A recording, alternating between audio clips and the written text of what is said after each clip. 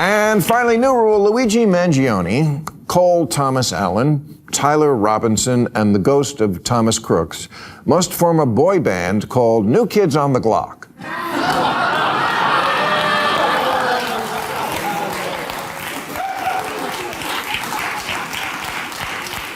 Just to drive home the point, these are not your father's political assassins.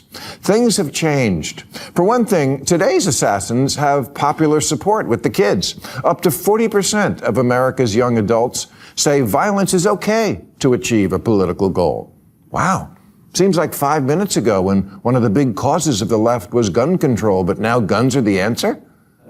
I guess, because Luigi is a fucking rock star. He's the OG hot assassin. The show opened with a dark joke. What if Luigi Mangione and other political attackers formed a boy band called New Kids on a Glock? The audience laughed, but behind the joke was a disturbing reality. Some modern extremists don't just want attention for their cause. They want fame, too. The young assassins coming up even name-check him in their manifestos. When this guy was arrested for burning down a giant warehouse, he said it was like when Luigi popped that motherfucker.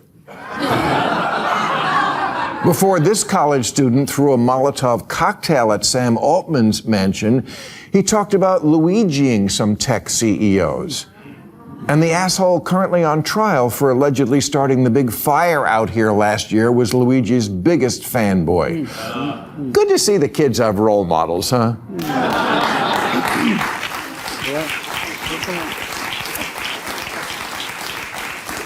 Another way this new breed of content creator assassins is different. They have jokes.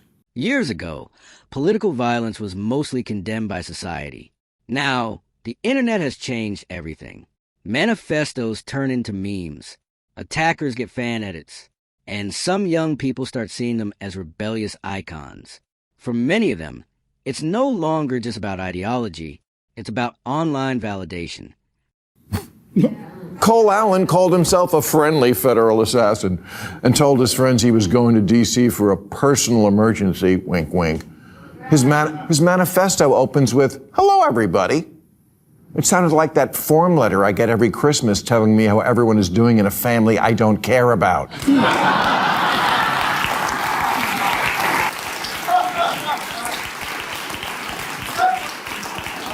Tyler Robinson wrote little jokes on the bullets he fired at Charlie Kirk. Things like, "If you're reading this, you're gay, LOL.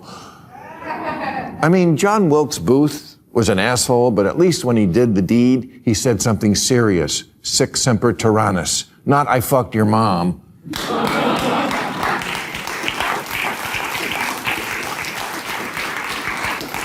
Cole Allen took selfies before enacting his diabolically clever plan of running fast. One of the most chilling points in the script was this. Are these attacks really about politics? Or are they about attention? Some attackers took selfies before the act, made jokes, and left behind cryptic posts like they were creating content instead of committing crimes. It felt less like activism and more like performance.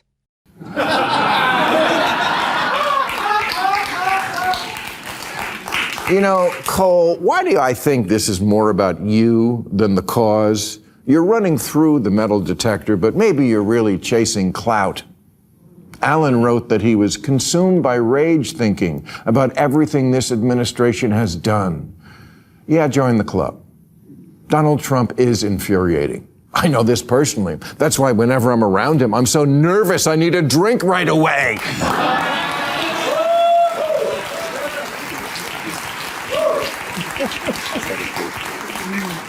If you're doing that much rage thinking about Trump, you're not really mad at him. You're mad at your life.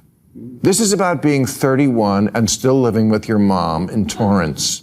Life was supposed to come out better. This guy went to Cal Tech, for Christ's sake. He dreamed of being a video game designer, but really was a substitute teacher.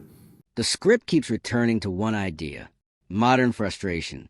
A generation trapped between social media pressure, AI fears, loneliness, and impossible expectations. But here's the real question. Does frustration justify violence? Or is this really about identity, failure, and feeling invisible? Do you think if he'd ever sold actually a video game and got rich, he'd be doing this. Look, I feel for that generation. You guys grew up with the iPhone, which fucks people up, and now AI. No wonder you're always wearing a hoodie in the fetal position.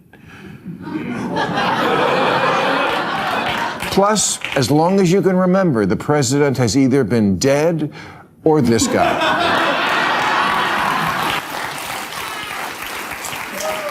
So, sympathy for you, yes, but also, it's always been thus.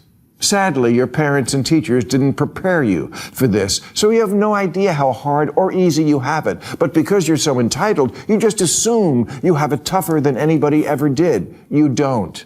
In fact, your generation lives an historically easy life. You can get sushi or a weighted blanket delivered in hours. You can do your banking sitting on the toilet.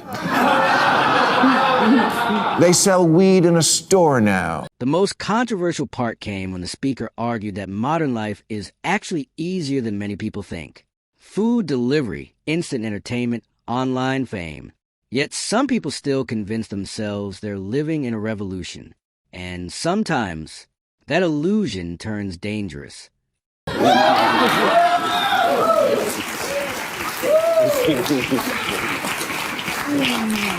In a financial pinch, you can sell pictures of your feet. Your biggest hardship is when the Wi-Fi drops and you have to briefly experience the 20th century. And yet you've convinced yourselves that your current level of discomfort justifies revolutionary violence. Cole Allen's life only sucked by his own unreasonable standards. He wasn't on welfare. He was on LinkedIn.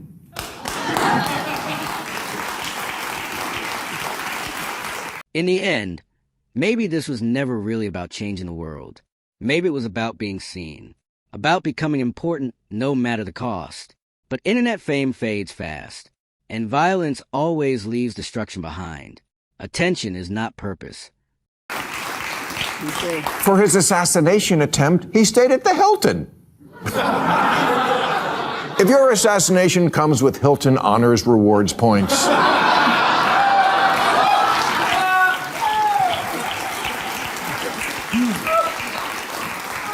Gen Z lives are not that bad. Most of our lives here in America are not. How we live right now, in the year we're actually living in the country we're actually living in, doesn't warrant condoning political violence. I can see it if you live under a truly oppressive regime, communism, fascism, Catholicism. But that's not where we are now. You're not storming the beaches at Normandy. You're not standing in bread lines. You know, just like our no kings we had here, the protests, they also had them in Iran. But over there, the protesters got shot in the street. And yes, ICE did that too, twice. The Iranian thugs did it 30,000 times. Have some perspective. Get real.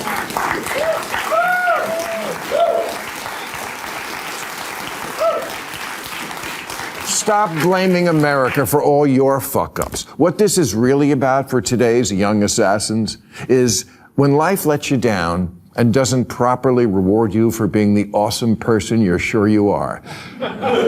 There's one big save left. Convince yourself you were meant for a cause bigger than yourself. And for Cole Thomas Allen, it was, I'm fighting Hitler. And I get why that's a tempting thing to cosplay. If Trump is Hitler, then you're Tom Cruise in Valkyrie, nobly trying to take him out. Yeah.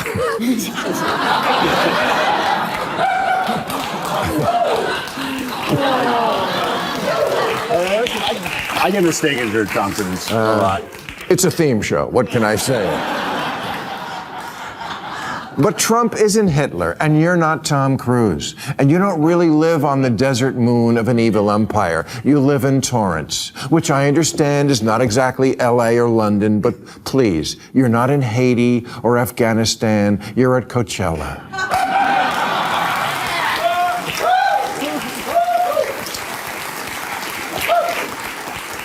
Life doesn't really suck so bad. You would just rather be a martyr than a nobody. The whole tone of Cole Allen's manifesto was, sorry guys, but America needs me. A hero has risen. You're not a hero.